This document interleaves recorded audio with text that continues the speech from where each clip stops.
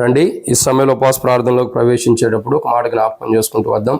వ్యక్తిగతంగా మనం ప్రభు సన్నిధిలో ప్రార్థన చేయక మునుపు ఒక మాట జ్ఞాపకం చేసుకుంటూ వచ్చినట్లయితే, మరి ఈరోజు ఉపవాస ప్రార్థనలో మరి వర్షం కారణంగా కాన్ఫరెన్స్లోని వాక్యం చెప్పబడుతుంది కాబట్టి మరి వినేటటువంటి వారు శ్రద్ధ కలిగి మేము ఈ గృహాల్లో ఉంటూ వింటున్నారు కాబట్టి జాగ్రత్తగా శ్రద్ధ కలిగి ఉండండి. కాబట్టి దేవుని యొక్క వాక్యం మీద మనసు పెట్టేవారు ఉందాం. దేవుని యొక్క వాక్యాన్ని చూస్తున్నట్టయితే మరి యేసుక్రీస్తు ప్రభువారు 40 దినముల ఉపవాస ప్రార్థన చేస్తూ వచ్చాడు. ఆయన 40 దినముల ఉపవాస ప్రార్థనలో 40 కోణములు మనం జ్ఞాపకం చేసుకుంటూ వస్తామని చెప్పబడుతూ వచ్చింది. ఆ 40 కోణముల్లో ఈరోజు మనం చూసినట్లయితే గత వారాల్లో ఎన్ని వారాలు జరుగుతూ వచ్చిందంటే, ఎన్ని వారాలు అవుతూ వచ్చింది ఇప్పటికే? యేసు ప్రభువారు చేసిన మొదటి ఉపవాస ప్రార్థనలో 40 కోణాలు ధ్యానించబడతాయి అన్నాం. దాంట్లో ఈరోజు ఎన్నో వారం ఎవరికైనా గుర్తుందా? అది గుర్తులేదు, చాలా మంచిది మా. సరే, ఇక్కడ మనం చూసినట్టయితే 27వ వారాన్ని మనం చూస్తున్నాం. దయచేసి మీలో ఎవరో స్పీకర్ ఆన్ చేశారు, స్పీకర్ ఆఫ్ చేయండి. కాబట్టి దేవుని యొక్క వాక్యాన్ని చూసినట్టయితే 27వ వారాన్ని మనం చూస్తూ వస్తున్నాం. ఇప్పటికే 26 శనివారంలో మనం ఉపవాస ప్రార్థనలో యేసు ప్రభువారు చేసిన మొదటి ఉపవాస ప్రార్థనలో 40 కోణములు మనం జ్ఞాపకం చేసుకుంటూ వచ్చాం.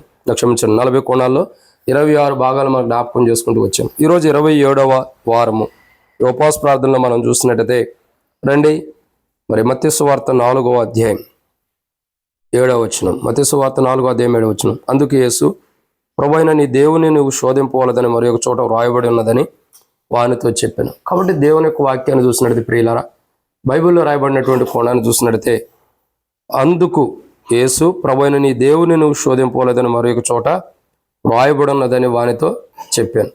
కాబట్టి ఇక్కడ మనం దేవుని యొక్క వాక్యాన్ని చూసినట్టయితే ప్రభువైన నీ దేవుని శోధింపవలదు. ఈ విషయం మీద గత వారం, అంతకు ముందు వారం కూడా మనం ధ్యానించుకుంటూ వచ్చాం.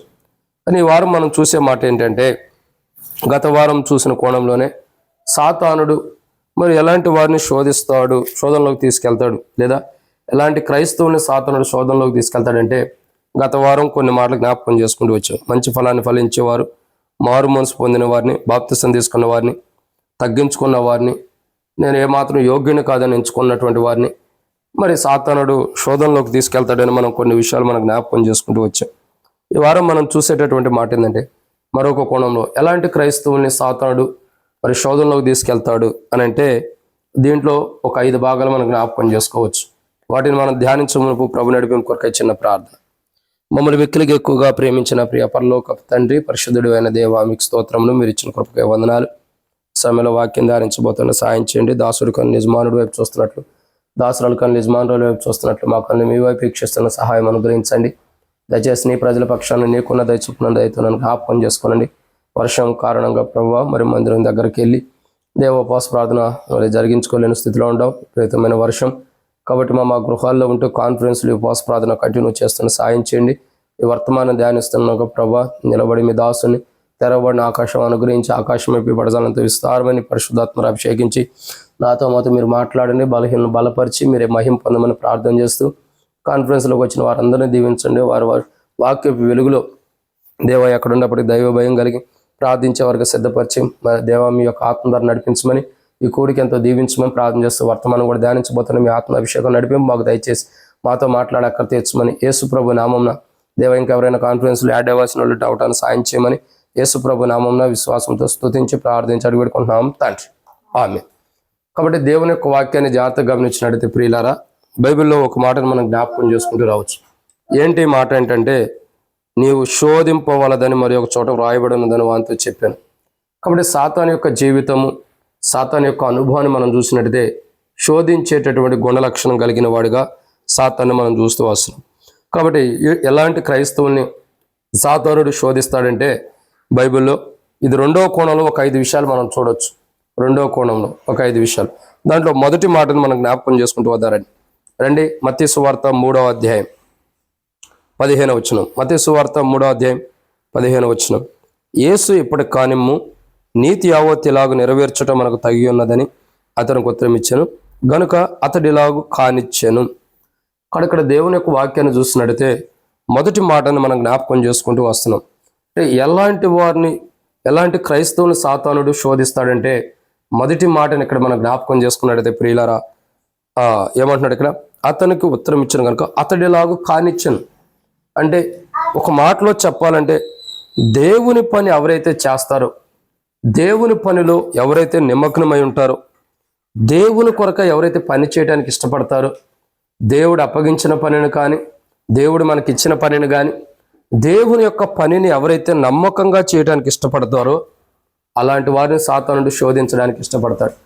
ఈరోజు మన క్రైస్తవ జీవితంలో, మన విశ్వాస జీవితంలో మనం గమనించినట్లయితే, మనం దేవుని పని చేస్తూ ఉంటే, మనం దేవుని పనిలో ఉంటే, మనం దేవుని పని చేయడానికి ఇష్టపడుతూ ఉంటే సాతానుడు మనల్ని ఎంతగానో శోధించేవాడు ఉంటాడు.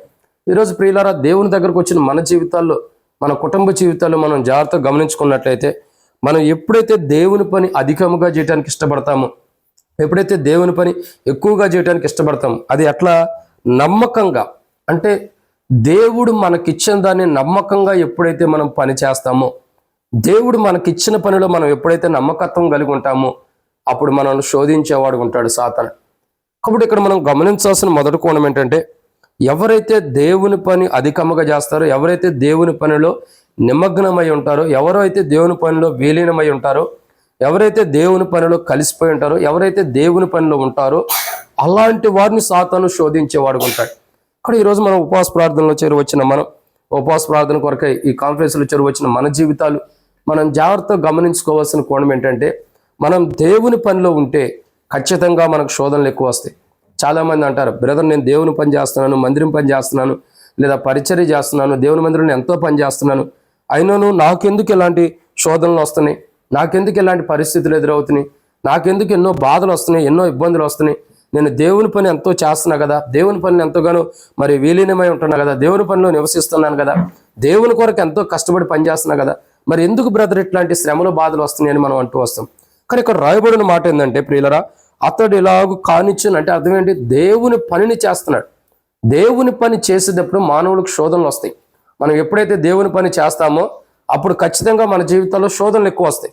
కానీ ఈరోజు మనం గమనించండి, బాప్తిస్మం ఇచ్చి యోహాను దేవుని పని చేశాడు కాబట్టి యోహానుకి ఏమొచ్చినాయి, శోధనలు వచ్చినాయి. ఎట్లాంటి శోధన చూడండి, బాప్తిస్మం ఇచ్చి యోహాను దేవుని కొరకు నిలబడటం ద్వారా, దేవుని కొరకు నిలబడి ఉండటం ద్వారా ఎన్నో శోధనలు వచ్చినాయి. ఆ శోధనలో ఎంతో మంది తనని బాధపరిచిన వారు ఉండొచ్చు, గాయపరిచిన వారు ఉండొచ్చు. ప్రాముఖ్యంగా చూసినట్టయితే అక్కడ రాజు సైతమే మరి చెరసాల్లో వేసిన అనుభవం చూస్తున్నాం, తన తలను సైతం కూడా నరికించిన అనుభవం చూస్తున్నాం. అంటే ఇక్కడ గమనించాల్సింది ఏంటంటే, దేవుని పని చేసేటప్పుడు ఖచ్చితంగా మన జీవితాల్లో శోధనలు వస్తాయి. ఎందుకంటే ఆ దేవుని పని మనం చేయకోకుండా ఆపడం కొరకై సాతాను యొక్క ప్రయత్నం. సాతానుడు మనల్ని శోధిస్తే, సాతానుడు మనల్ని శోధనలోకి తీసుకెళ్తే, సాతానుడు మనల్ని శోధిస్తూ ఉంటే ఆ దేవుని పని జరగకోకుండా ఆపడం కొరకే సాతాను యొక్క ప్రయత్నాలు. అయితే ప్రియులారా, ఇక్కడ మనం గమనించాల్సింది ఏంటంటే, మనం ఏదైతే దేవుని పని చేస్తామో ఆ పని చేయకోకుండా సాతానుడు మనల్ని శోధించడం కొరకై మన దగ్గరికి రావటానికి సిద్ధంగా ఉంటాడు. కాబట్టి మనం దేవుని పని చేసేటప్పుడు, లేదా దేవుని నమ్మకంగా ఉన్నప్పుడు, దేవుని సన్నిధిలో నమ్మకంగా ఉన్నప్పుడు, దేవుని యొక్క పనులో మనం నమ్మకంగా ఉన్నప్పుడు సాతానుడు మనల్ని వచ్చి శోధిస్తాడు. కాబట్టి తద్వారా మనం శోధనలో పడిపోతాం. కాబట్టి అలా శోధనలో పడుకోకుండా ఉండటం కొరకు దేవుని పని చేస్తూ, దేవునిలో ఉంటూ, దేవునిలో నమ్మకంగా ఉండా మన కొరకు ఆయన ఉపవాస ప్రార్థన చేసిన వాడు ఉన్నాడు యేసుప్రభువు. ఆయన ఉపవాస ప్రార్థన ద్వారా, ఆయన చేసినటువంటి ప్రార్థన ద్వారా ఈరోజు మన జీవితాల్లో దేవునిలో నమ్మకంగా ఉన్న మనం సాతానుడు మనల్ని శోధించి, సాతానుడు మనల్ని పాపంలో పడవేకోకుండా ఉండటం కొరకై, అలా సాతానుడు మనల్ని పాపంలో పడవేకోకుండా ఉండటం కొరకై యేసు ప్రభు వారు మన నిమిత్తమై ఉపవాస ప్రార్థన చేసిన వారినిగా ప్రభువుని చూస్తూ వస్తున్నాం. అందుకే ప్రేమైన దేవుని బిడ్డలారా, యేసు ప్రభు వారు ఒక మాట అంటాడు, తండ్రి, పరలోకమందున్న తండ్రి, పరిశుద్ధుడైన తండ్రి, నీవుని నేను ఏకమై ఉన్నాము.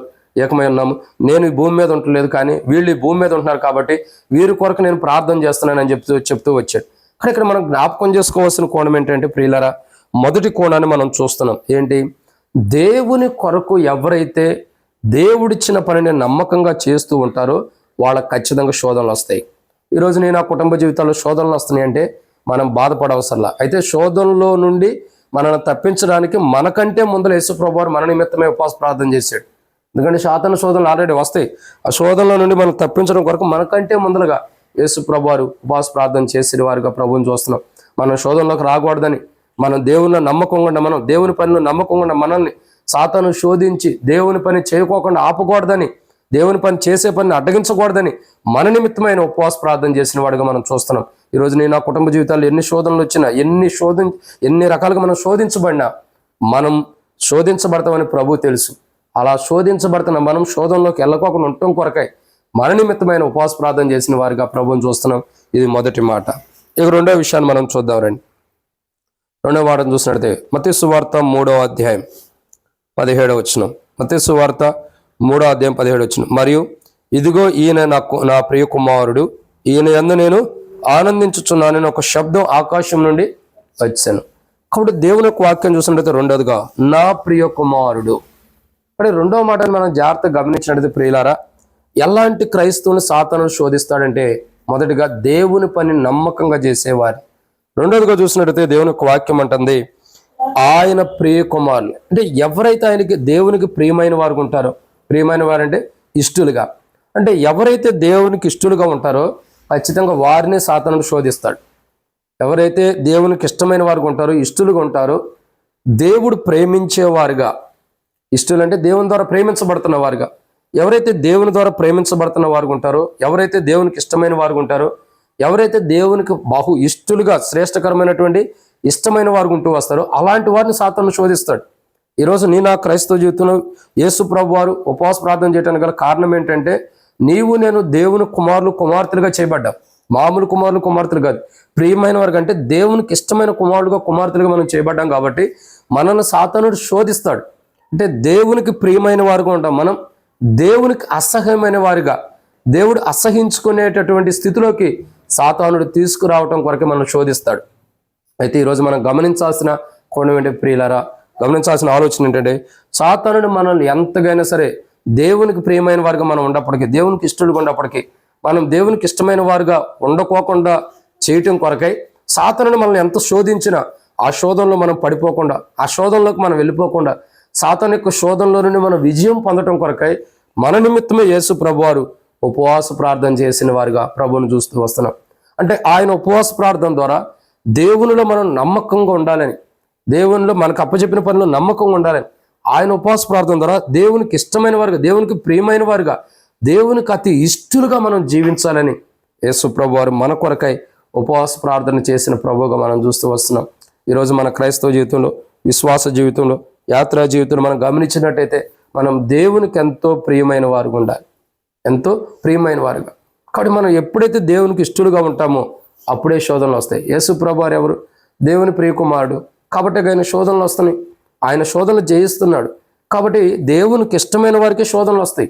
దేవుణ్ణి ఎవరైతే ప్రేమిస్తారో, దేవునికి ఎవరైతే సమీపంగా ఉంటారో, దేవుణ్ణిలో ఎవరైతే నిలబడి ఉంటారో, దేవుణ్ణి ఎక్కువగా ఎవరైతే ప్రేమిస్తారో వాళ్ళకే శోధనలు ఎక్కువ వస్తాయి. ఈరోజు మనకు ఒక బాధ వచ్చిందని, ఒక కష్టం వచ్చిందని, ఒక దుఃఖం వచ్చిందని, దేవా నాకు ఎందుకు ఇలా చేసావు, ఎందుకు ఇలా అనుమతించావు, ఈ పరిస్థితులు ఎందుకు ఇచ్చావు ప్రభు అని మనం దేవుని ప్రశ్నించకూడదు. ఎందుకంటే మనం దేవునికి ప్రియమైన వారు అని మనం గుర్తెరగాలి. ఒక సమస్య, ఒక బాధ, ఒక శ్రమ, ఒక ఇబ్బంది, ఒక అనారోగ్యం, ఒక బలహీనతలు మనకు వస్తున్నాయి అంటే ఖచ్చితంగా మనం దేవునికి ప్రియమైన వారు.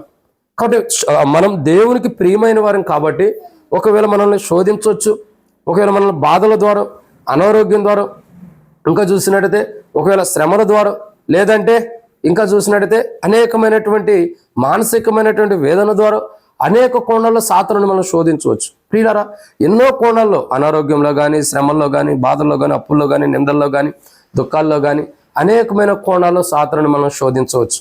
ఎన్ని కోణాల్లో శోధించినా నువ్వు అనారోగ్యంతో ఉండా, బాధలతో ఉండా, కష్టాల్లో ఉండా, ఇబ్బందుల్లో ఉండా, ఇరుకుల్లో ఉండా, ప్రతి పరిస్థితిలో నువ్వు ఉన్నప్పుడు కూడా నువ్వు దేవునికి ప్రియమైన వాడు అని గుర్తుపెట్టుకో. నువ్వు దేవునికి ఇష్టడు కాబట్టి, దేవుడు నిన్ను ప్రేమిస్తున్నాడు కాబట్టి, నువ్వు దేవునికి ప్రియమైన వాడు ఉన్నావు కాబట్టి నీకు శోధనలు వస్తున్నాయి, నీకు మానసికమైన బలహీనతలు వస్తున్నాయి, అనారోగ్యం వస్తుంది, రోగాలతో ఉంటున్నావు, వ్యాధులతో ఉంటావు, బలహీనతల్లో ఉంటున్నాం. వీటన్నిటికి కారణం ఏంటంటే మనం దేవునికి ప్రియమైన వారు. అయితే ఇవన్నీ ఎందుకు వస్తున్నాయి అంటే మనం దేవునికి ప్రియమైన వారం కాబట్టి అనారోగ్యాలు మనకు రావటం ద్వారా సాతానుడు ఏంటంటే మనల్ని శోధిస్తాడు. ఈ బలహీనతలను బట్టి దేవునిలో మనం నిలబడకోకుండా, దేవునికి ప్రియమైన వారు ఉండకోకుండా, దేవునిలో నుండి తొలగిపోవాలని ఈ బలహీనతలను బట్టి సాతానుడు మనం శోధిస్తాడు మనల్ని. చూడండి, యోబునే శోధించాడు లేదా? యోబుకు కలిగినటువంటి ఎంతో గొప్పవాడైనప్పటికీ, యోబు ఎంతో గొప్పదనంతో ఉన్నప్పుడు యోబుకు ఉన్నటువంటి యథార్థతని, యోబుకు ఉన్నటువంటి విశ్వాసాన్ని చెడగొట్టడం కొరకై సాతానుడు ఎంత శోధిస్తూ వచ్చాడు. ప్రియులారా, ఎంత శోధించినా యోబు నోటి మాటతోనైనా పాపం చేయలేదని వాక్యం అంటాను. అక్కడ ఈరోజు మనం గమనించాల్సింది ఏంటంటే, దేవునికి ప్రియమైన వారు, దేవునికి ఇష్టలైన వారు, ఎవరైతే దేవునికి ప్రియమైన వారు ఉంటారో, దేవుని ద్వారా ఎక్కువగా ఎవరైతే ప్రేమించబడతారో అలాంటి వారికి శోధనలు వస్తాయి. అయితే అలాంటి వారు మనము, అంటే దేవుని ఎక్కువగా ప్రేమించే మనం, దేవుని ద్వారా ప్రేమించబడుతున్న మనకి సాతాను ద్వారా శోధనలు వస్తాయి. కాబట్టి ఆ శోధనల నుండి తప్పించబడటం కొరకై యేసు ప్రభు వారు మన నిమిత్తమై ఉపవాస ప్రార్థన చేసిన వారుగా ప్రభువును చూస్తూ వస్తున్నాం. ఇది 2వ కోణం. ఇక 3వ భాగమును మనం చూసినట్లయితే రండి, మత్తయి సువార్త 3వ అధ్యాయం. మత్తయి సువార్త 3వ అధ్యాయము 16వ వచనం. మత్తయి సువార్త 3వ అధ్యాయం 16వ వచనం. యేసు బాప్తిసం పొందిన వెంటనే నీళ్లలో నుండి ఒడ్డునకు వచ్చెను. ఇదిగో ఆకాశం తెరవబడెను, దేవుని ఆత్మ పావురం వలె దిగి తన మీదకు వచ్చుట చూచెను. కాబట్టి ఇక్కడ మనం చూస్తున్నటువంటి 3వ కోణాన్ని చూస్తున్నాం. మొదటిగా ఎలాంటి క్రైస్తవులకి సాతాను శోధిస్తాడంటే, మొదటి మాటను మనం జ్ఞాపకం చేసుకుంటూ వచ్చాం. మొదటి మాట ఏంటి? అతడు ఎలాగ కానిచ్చాను, అంటే దేవుని యొక్క పనిలో నమ్మకంగా ఎవరు ఉంటారో వాళ్ళకి సాతానుడు శోధించేవాడుగా ఉంటాడు, దేవుని పని చేయకుండా అటగించడే. 2, దేవునికి ప్రియమైన వారు, అంటే దేవుని ద్వారా ఎవరైతే ప్రేమించబడతారో, దేవుని ద్వారా ఎవరైతే ప్రేమించబడిన అనుభవం ఉంటారో అలాంటి వారిని సాతానుడు శోధిస్తాడు. ఇక 3వ కోణాన్ని చూసినట్లయితే దేవుని ఆత్మ కలిగినటువంటి వారిని. ఎవరినండి? దేవుని ఆత్మ కలిగిన వారు. అంటే ఎవరైతే దేవుని ఆత్మ కలిగి ఉంటారో, ఎవరైతే దేవుని ఆత్మను కలిగి జీవిస్తూ ఉంటారో, ఎవరి లోపలైతే దేవుని ఆత్మ ఉండిద్దో అలాంటి వారు ఖచ్చితంగా ఏం చేస్తారు? అలాంటి వారిని సాతానుడు శోధించేవాడు ఉంటాడు. ఇక్కడ ఈరోజు మనం ఉపవాస ప్రార్థనలో కూడి వచ్చిన మనం, కాన్ఫరెన్స్లో ఉపవాస ప్రార్థన కొరకై చేరి వచ్చిన మన జీవితాల్లో మనం గమనించాల్సిన 3వ కోణం ఏంటంటే, దేవుని ఆత్మ మనలో ఉంటే ఖచ్చితంగా సాతానుడు మనం శోధిస్తాడు. అంటే మనం ఎంతైతే దేవుని ఆత్మ కలిగి ఉంటామో, ఎంతగైతే దేవుని ఆత్మ మనలో నింపబడి ఉంటుందో అంతగా సాతానుడు మనం శోధిస్తాడు. ప్రియులారా, ఈరోజు గమనించాల్సిన కోణం ఏంటి తెలుసా? నువ్వు దేవుని ఆత్మ ఎంత కలిగి ఉంటావో, దేవుని ఆత్మ నీ మీద ఎంతగైతే దిగి వచ్చిద్దో, ఎంత దేవుని ఆత్మనైతే నువ్వు కలిగి ఉంటావో అన్ని శోధనలు నీకు వస్తాయి. ఎందుకంటే సాతానుడు శోధిస్తాడు. దేవుని ఆత్మ మనలో ఉండకోకుండా, మనలో దేవుని ఆత్మ నివసించుకోకుండా, మనలో నివసిస్తున్న దేవుని ఆత్మను మనలో నుండి వెళ్ళగొట్టడం కొరకై సాతానుడు మనం శోధించేవాడు ఉంటాడు. మీరు గమనించినట్లయితే దేవుని యొక్క వాక్యాన్ని చూసినట్లయితే బైబిల్లో రాయబడుతూ వచ్చింది, మీలో ఉన్న వెలుగు చీకటి కాకుండా చూసుకొనుడి అని బైబిల్లో రాయబడుతూ వచ్చింది. అంటే అర్థం ఏంటి? మనలో దేవుని ఆత్మ ఉంది, ఆ దేవుని ఆత్మ పోగొట్టుకోకుండా కాపాడుకోవాలని అర్థం. అంటే ఎవరిలో అయితే దేవుని ఆత్మ సంపూర్ణంగా నింపబడి ఉంటుందో, ఎవరిలో అయితే దేవుని ఆత్మ ఉంటుందో, ఎవరిలో అయితే దేవుని ఆత్మ నివసిస్తూ ఉంటుందో, ఎవరిలో అయితే దేవుని ఆత్మ ఇష్టకరమైనగా ప్రీతికరంగా నివసించాలని ఆశ, కోరిక, భీతి కలిగి ఎవరిలో అయితే దేవుని ఆత్మ ఉంటుందో అలాంటి వారిని ఖచ్చితంగా సాతానుడు శోధించడానికి ఇష్టపడతాడు. ఈరోజు నా క్రైస్తవ జీవితంలో, నా విశ్వాస జీవితంలో 3వ కోణాన్ని మనం చూసినట్లయితే, మనము దేవుని ఆత్మ కలిగిన మనల్ని సాతానుడు శోధిస్తున్నాడు. కాబట్టి ఆ సాతాను యొక్క శోధనలో మనం పడిపోకుండా ఉండటం కొరకై మన నిమిత్తమై యేసు ప్రభువారు ఉపవాస ప్రార్థన చేసిన ప్రభువుగా మనం చూడగలుగుతూ వస్తున్నాం. కాబట్టి ప్రియులారా, గమనించాల్సిన 3వ కోణం ఇదే. దేవుని ఆత్మ ఎప్పుడైతే మనం దేవుని ఆత్మ కలిగి ఉంటామో, ఎప్పుడైతే దేవుని ఆత్మ మనలో ఉంటుందో, ఎప్పుడైతే దేవుని ఆత్మ మనలో నివసిస్తుందో ఖచ్చితంగా సాతానుడు మనల్ని శోధించేవాడు ఉంటాడు. ఈరోజు గమనించాలి, ఎలాంటి క్రైస్తవులు సాతాను శోధనలో తీసుకెళ్తాడంటే, ఇలాంటి క్రైస్తవులే. 1, నీతి యావత్తు, అంటే దేవుని పనిని ఎవరైతే చేస్తారో ఖచ్చితంగా వాళ్ళని శోధనలో తీసుకెళ్తాడు. 2, నమ్మకంగా పనిచేసేవాళ్ళు. 2, దేవుని ప్రియకుమారు, అంటే దేవుని ద్వారా ఎవరైతే ప్రేమించబడుతున్నారో వారిని శోధిస్తూ ఉంటాడు, శోధనలో తీసుకెళ్తాడు సాతానుడు. 3, ఎవరైతే దేవుని ఆత్మ కలిగి ఉంటారో అలాంటి వాళ్ళు. ఈరోజు నీవు నేను దేవుని ఆత్మ కలిగి ఉంటే, ఈరోజు నీవు నేను దేవుని ఆత్మలో నివసిస్తూ ఉంటే, ఈరోజు నీవు నేను దేవుని ఆత్మ మనలో నివసిస్తూ ఉంటే ఖచ్చితంగా మనం శోధించబడతాం. ఈ శోధనలు బట్టి మనం భయపడకూడదు, ఈ శోధనలు బట్టి అధైర్యపడకూడదు. ఈ శోధనలు బట్టి మనం ఖచ్చితంగా ఏంటంటే, ప్రభు ఈ శోధనలు ఎందుకు వస్తున్నాయి, దేవుని నమ్మినా కానీ శోధనలు ఎందుకు వస్తున్నాయి, దేవునిలో ఉన్నా కానీ శోధనలు ఎందుకు వస్తున్నాయి మనం అనకూడదు. ఎందుకంటే ప్రియులారా, మనం దేవుని నమ్మేం కాబట్టి, మనం దేవుని ఆత్మ మనలో ఉంది కాబట్టి మనం శోధించబడతాం. కాబట్టి ఈరోజు మనం 3వ కోణాన్ని చూసినట్లయితే, దేవుని ఆత్మ ఎవరిలో అయితే నివసిస్తుందో, దేవుని ఆత్మ ఎవరి మీద అయితే ఉంటుందో, దేవుని ఆత్మ ఎవరి దగ్గర అయితే ఉంటుందో, దేవుని ఆత్మ ఎవరిలో అయితే ఉంటుందో అలాంటి వారు ఖచ్చితంగా శోధించబడతారు. వారిలో నీవు నేను ఉంటే, ఖచ్చితంగా మనం దేవుని ఆత్మ కలిగి ఉంటే మనల్ని ఖచ్చితంగా సాతానుడు శోధిస్తాడు. అయితే గుర్తుపెట్టుకోండి, సాతానుడు మనల్ని శోధిస్తున్నాడంటే మనం దేవుని ఆత్మ కలిగి ఉన్నామని అర్థం, మనం దేవునికి ప్రియకుమారులమని అర్థం, లేదా దేవుని పనిలో నమ్మకంగా ఉండామని అర్థం. ఇలా మూడంతల అనుభవం కలిగిన వారికి మాత్రమే సాతానుడు శోధించేవాడు ఉంటాడు.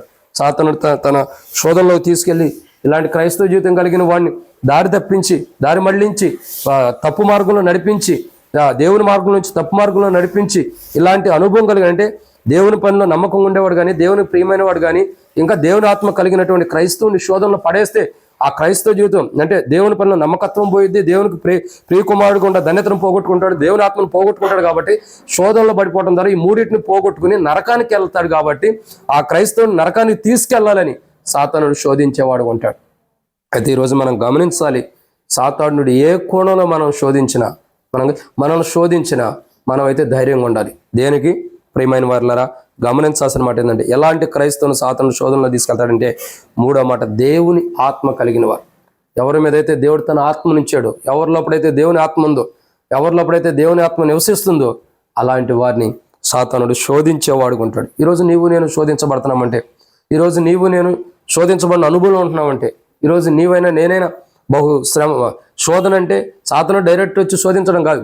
కుటుంబంలోనే శోధనలు తీసుకొస్తాడు, సంఘంలోనే శోధనలు తీసుకొస్తాడు, మందిరాల్లోనే శోధనలు తీసుకొస్తాడు, మన ఇంట్లో మనకే పడుకోకుండా చేస్తాడు, ఒకరంటే ఒకరు గెట్టుకోకుండా, ఒకరి మీద ఒకరు మరి ద్వేషం కలిగి, కోపాలు కలిగి, అసూయలు కలిగి ఉండేటట్టు, ఒకరంటే ఒకరికి ఇష్టపడని వారుగా చేస్తూ ఉంటాడు సాతానుడు. ఇవన్నీ సాతాను యొక్క శోధన. వీటిని ఎప్పుడైతే మెలకుతో మనం తెలుసుకుంటామో అప్పుడు జయించేవారు ఉంటాం. కాబట్టి ఈరోజు మనం గమనించాల్సిన మూడో మాట చూసినట్టయితే, దేవుని ఆత్మ.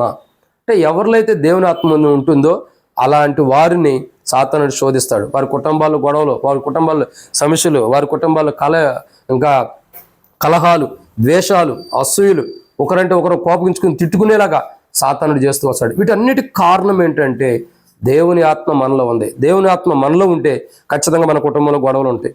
దేవుని ఆత్మ మనలో ఉంటే మన కుటుంబంలో మనశ్శాంతిగా మనం ఉండలేం. దేవుని ఆత్మ మనలో ఉంటే ఖచ్చితంగా మన కుటుంబాల్లో విభేదాలు ఉంటాయి. దేవుని ఆత్మ మనలో ఉంటే మనం ప్రార్థన జీవితాన్ని కూడా చేయలేం. ఎందుకు? ఈ దేవుని ఆత్మ మనలో ఉండటం ద్వారా సాతానుడు శోధించి చెడగొడతాడు. అంటే దేవుని ఆత్మ మనలో ఉండటం ద్వారా ఇవన్నీ మనం చేయకోకుండా సాతానుడు అడ్డగిస్తాడని అర్థం. ఇక్కడ ఈరోజు నేను ఆ క్రైస్తవ జీవితంలో దేవుని ఆత్మను కలిగి ఉంటే నేను ప్రార్థన చేయకుండా సాతాను అడ్డగిస్తాడు. నువ్వు దేవుని ఆత్మ కలిగి ఉంటే కుటుంబంలో శోధనలు తీసుకొస్తాడు. నువ్వు దేవుని ఆత్మ కలిగి ఉంటే నీ కుటుంబంలో మానసికమైన వేదన తీసుకొస్తాడు. నువ్వు దేవుని ఆత్మ కలిగి ఉంటే కుటుంబంలో కొట్టాట్లు గొడవలు పెడతాడు. నువ్వు దేవుని ఆత్మ కలిగి ఉంటే సంఘము, మందిరంలో ఉన్న విశ్వాసులందరూ దేవుని ఆత్మ కలిగి ఉంటే మందిరంలో కూడా కొట్లాట్లు గొడవలు ఉంటాయి. ఎందుకంటే దాన్ని ఆ దేవుని ఆత్మ కలిగి ఉన్న క్రైస్తవుల్ని చెడగొట్టాలనే సాతానుడి యొక్క ఉద్దేశం. ఈరోజు నేను ఆ క్రైస్తవ జీవితాన్ని గమనించండి. ఒక గొడవ ఆరంభించబడుతుందంటే, ఒక కొట్లాట్లు మన జీవితాల్లో జరుగుతుందంటే మనం ఏం చేయాలా? పరీక్షించుకోవాలి. ఎందుకో తెలుసా ప్రియమైన దేవుని బిడ్డలారా, ఇది దేని వల్ల వస్తుంది, ఈ గొడవ ఎందుకు వస్తుంది, ఈ కొట్లాట్లు ఎందుకు వస్తున్నాయి, ఈ విభేదాలు ఎందుకు వస్తున్నాయి అన్నది మనం తెలుసుకోవాలి. ఎందుకంటే సాతానుడు ఎన్నో చిక్కులు పెడతాడు. కానీ బైబిల్లో రాయబడుతూ వచ్చింది, ఆ సాతాను గురించి అపోస్తలుడైన పౌలు కానీ కొన్ని కోణాల్లో చెబుతూ వస్తాడు. సాతాను యొక్క తంత్రంలో మనం ఎరగని వారం కామని. సాతానుడు ఎంతో శోధిస్తాడు, ఎంతో కుయుక్తిగా సాతానుడు చేసేవాడు ఉంటాడు. అయితే సాతాను యొక్క కుయుక్తులు ఏంటంటే, దేవుని ఆత్మ మన మీద ఉంది కాబట్టి, మనలో ఉంది కాబట్టి, మన కుటుంబంలో ఉంది కాబట్టి, సాతానుడు మనలో కానీ మన కుటుంబంలో ఉండ దేవుని ఆత్మను పోగొట్టడం కొరకే మనం శోధిస్తాడు. ఎన్నో కోణాల్లో శోధిస్తాడు. కానీ వాని శోధనలో మనం నిలబడాలని, ఆ శోధనలో సువర్ణ వలె మనం ఉండాలని మన నిమిత్తమే యేసు ప్రభువు ఉపవాస ప్రార్థన చేసిన వారిగా ప్రభువుని చూస్తూ వస్తున్నాం. ఇది మూడో మాట. ఇక నాలుగో మాటను చూద్దాం రండి. మత్తయి సువార్త 3వ అధ్యాయం 17వ వచనం. మత్తయి సువార్త 3వ అధ్యాయం 17వ వచనం. మరియు ఇదిగో ఈయన నా ప్రియకుమారుడు, ఈయన యందు నేను ఆనందించుచున్నానని ఒక శబ్దం ఆకాశం నుండి వచ్చాను. కాబట్టి ఇక్కడ మనం చూస్తున్న నాలుగో కోణాన్ని చూస్తున్నాం. ఎలాంటి క్రైస్తవుని సాతానుడు శోధనలో తీసుకెళ్తాడు? మొదటిగా చూసినట్టే దేవుని పనిలో నమ్మకం ఉన్నవారిని. 2, దేవుని ద్వారా ఎక్కువగా ప్రేమించబడుతున్న వారిని. 3, దేవుని ఆత్మ కలిగిన వారిని. 4వదిగా చూడగా దేవుణ్ణి ఆనందింపజేసే క్రైస్తవుని బట్టి. అంటే ఎవరైతే తమ జీవితాన్ని బట్టి దేవుణ్ణి ఆనందింపజేస్తారో, ఎవరైతే తన జీవితాన్ని బట్టి దేవుని సంతోషపరుస్తారో, ఎవరైతే తన జీవితాన్ని బట్టి దేవునికి ఆనందంగా ఉండేటట్టు జీవిస్తారో, అలాంటి క్రైస్తవుని శోధనలోకి తీసుకెళ్తానికి సాతాను ప్రయత్నిస్తాడు.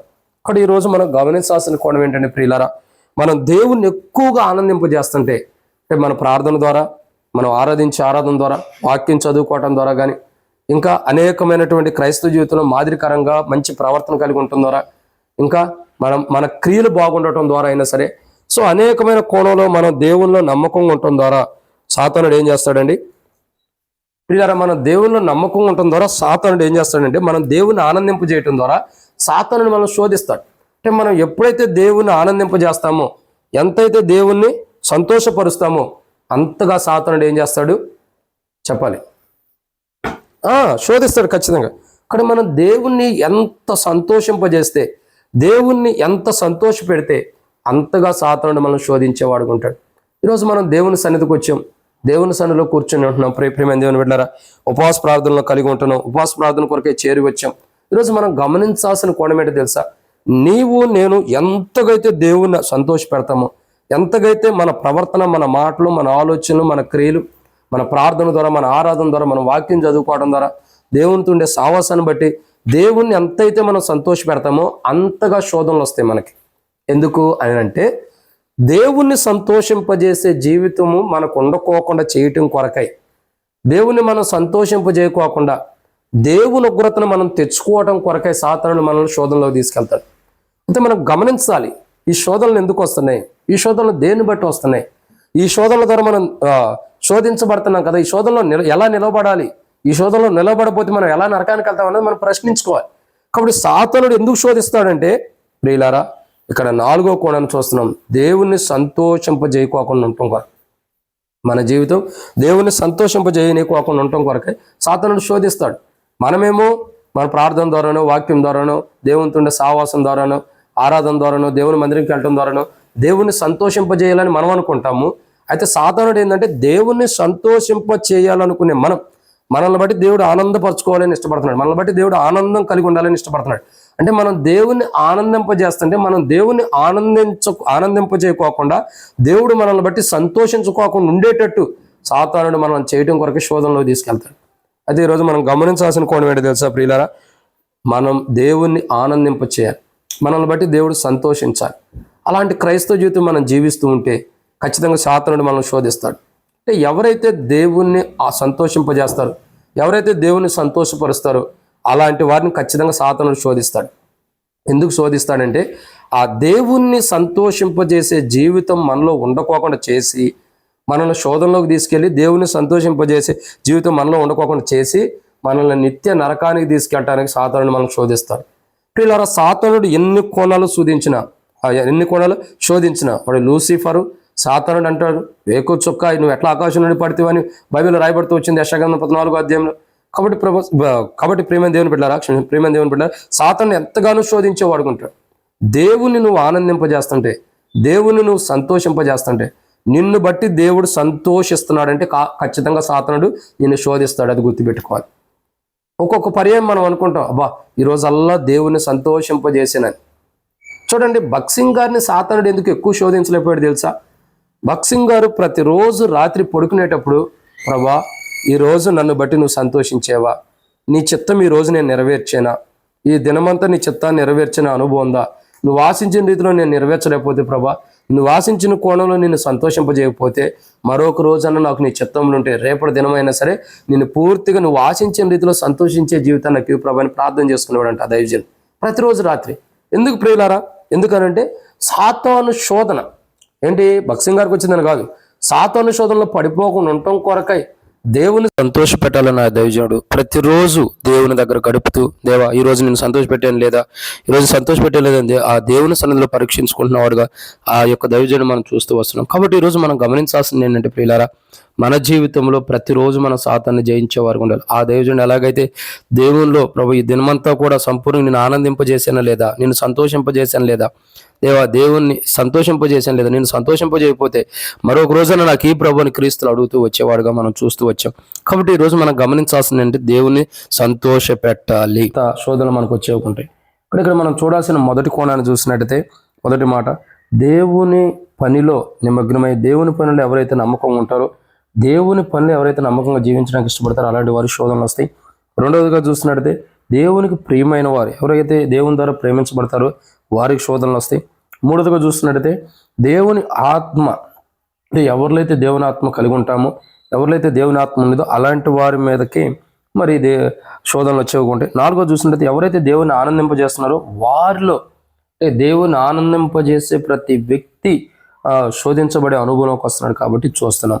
ఇక మనం దేవుని యొక్క వాక్యాన్ని చూసినట్లయితే ఎన్ని శోధనలు వచ్చినా, ఎన్ని బాధలు వచ్చినా మన జీవితాల్లో వాటిని ధైర్యంగా ఎదుర్కొనే వారికి మనం ఉండాలని దేవుని వాక్యం మనం సెలవిస్తుంది. కాబట్టి మన జీవితాల్లో మనం దేవుడు మనకి ఇచ్చిన పనిలో నమ్మకంగా ఉండా, లేదా దేవుని ద్వారా ప్రేమించబడిన వారు గుండా, లేదంటే దేవుని ఆత్మ కలిగి ఉండా, లేదంటే దేవుడు మనల్ని బట్టి ఆనందించే జీవితాన్ని మనం జీవిస్తున్నప్పటికీ మనలో ఖచ్చితంగా అంటే మనల్ని శోధించి మనల్ని నరకానికి తీసుకెళ్తానికి సాతానుడు ఎప్పుడు కూడా మనం శోధించేవాడు ఉంటాడు.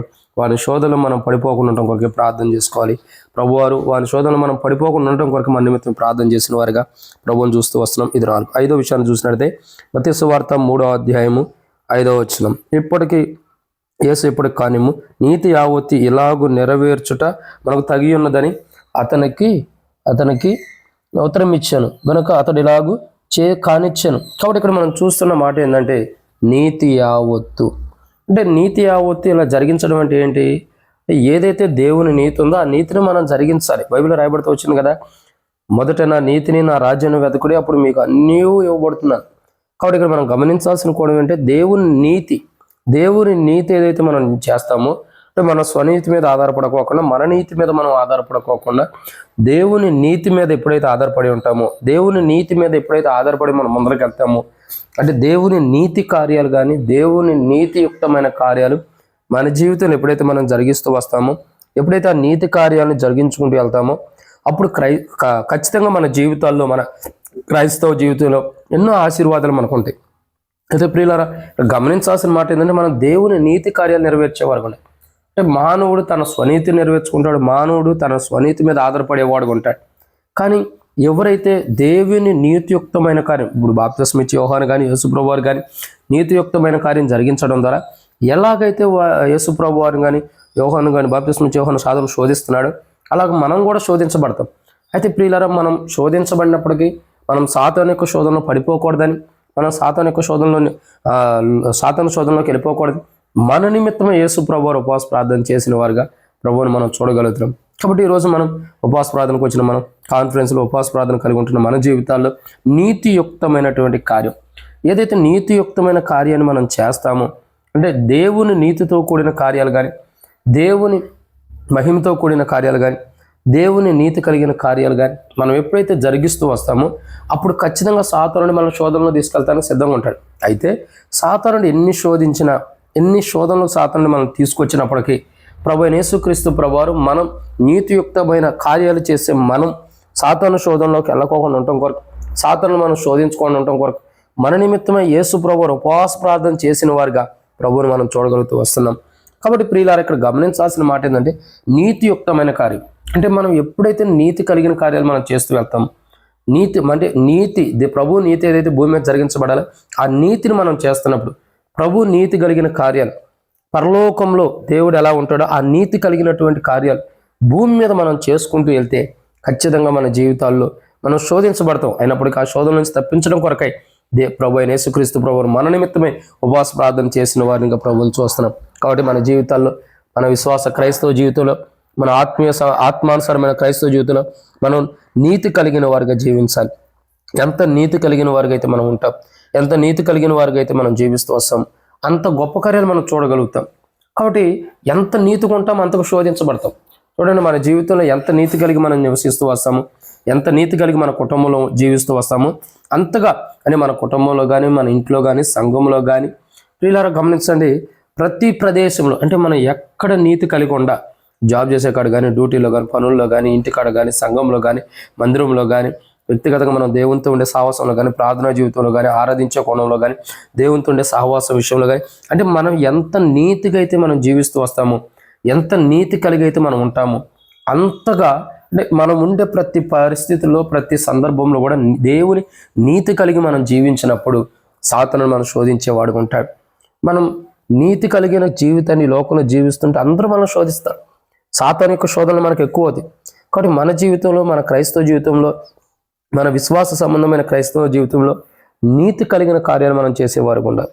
ఎప్పుడైతే దేవుని నీతి కలిగిన కార్యాలు చేస్తామో, ఎప్పుడైతే నీతి కలిగిన కార్యాలు మనం చేస్తామో, ఎప్పుడైతే దేవుని నీతి కలిగి మనం ఉంటామో అప్పుడు ఖచ్చితంగా మనం సాతాను శోధిస్తాడు. సాతాను ఎంత శోధించినా, ఎన్ని శోధనలు సాతాను తీసుకొచ్చినా వాని శోధనలోకి మనం పడిపోకూడదంటే దేవుని లోపల మెలుకుని ఉండాలి. నీతి కలిగిన కార్యాలు మనం జరిగిస్తూ ఉండాలి. ఆయన ఎలాంటి నీతి కలిగి ఉన్నాడో, ఆయనలో ఎలాంటి నీతి అయితే ఉందో, భూమి మీద ఆయన ఎలాంటి నీతిని అయితే కనపరుస్తూ వచ్చాడు, భూమి మీద ఎలాంటి నీతి కలిగి ఆయన జీవిస్తూ వచ్చాడు, ఆ జీవితము, ఆ క్రైస్తవ జీవితం, ఆ మాదిరికరమైన జీవితాన్ని మనం జీవిస్తూ ఉన్నప్పుడు, ఆ మాదిరికరమైన జీవితంలో మనం కొనసాగుతున్నప్పుడు ఖచ్చితంగా మన జీవితంలో ఎన్నో మేలులు మనం చూడగలుగుతూ వస్తాం. ప్రియులారా, ఇక్కడ గమనించాల్సిన కోణం ఏంటంటే, వాస్తవాన్ని చూసినట్టయితే మనము ఎంతో నీతి కలిగిన జీవితాన్ని లేకపోయినప్పటికీ, నీతి కలిగిన వారిగా ఉండకపోయినప్పటికీ, దేవాతి దేవుడు తన కుమారుని ఈ లోకాన పంపి మనం నీతి కలిగిన వారుగా, నీతిమంతులుగా ఆయన కుమారుడు ద్వారా సిద్ధపరచబడ్డాం. ఆయన కుమారుడు ద్వారా సిద్ధపరచబడిన మనం మన జీవితంలో గమనించాల్సింది ఏంటంటే, మొదటిగా మన జీవితంలో మనం